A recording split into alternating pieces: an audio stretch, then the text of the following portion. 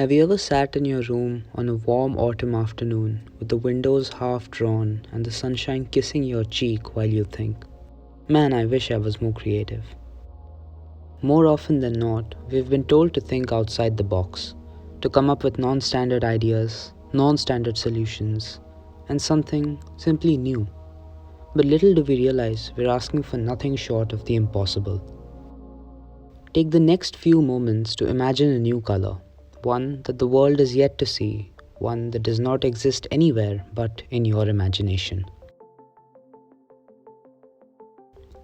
The thing is, nobody can imagine a new color, not even Picasso. This is not because all of us are incapable of imagining, but rather because our visual senses can only imagine that which we have seen. So how can we imagine something which we have not seen in some form or another already? The greatest ideas are really not creative or original or even outside the box.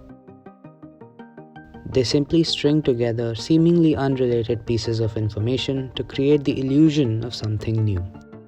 Take for example the smartphone.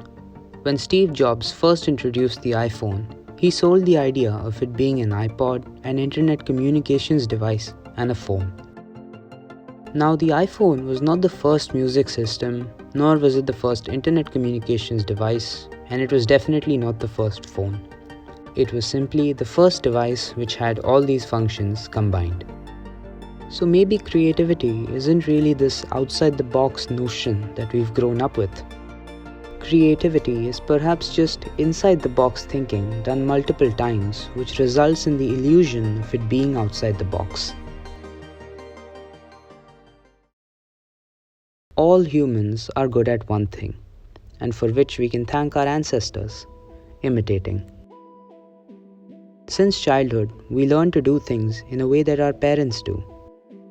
We speak the way they do, we act the way they do. In fact, unknowingly, we even behave the way they do. This self-replicating feature of being a human is what inherently helps us to be creative. Imagine you are tasked with painting the most unique apple on the planet. You could start by looking into your imagination, which would perhaps not return something very new. On the other hand, you could start by painting a normal red apple. You finish your painting and look at the apple. It's very similar to the one on the table and not unique in any way. However, you attempt to recreate the apple, but this time, instead of keeping the real apple as the object under consideration, you keep your painted apple from which you must repaint. You repeat this process over and over again, each time painting a copy of the previous version. On the 100th iteration, in which you would attempt to repaint the 99th painting, you would notice something interesting. The apple looks much unlike any ordinary apple. It looks different to any other apple you could have possibly imagined. In short, it looks unique. If you display this 100th iteration to an unbiased observer, they would call your painting nothing short of genius.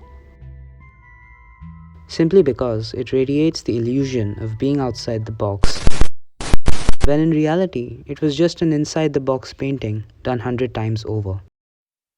This idea seems to rather belittle and redefine the creative process, but it arguably moves the creative race forward.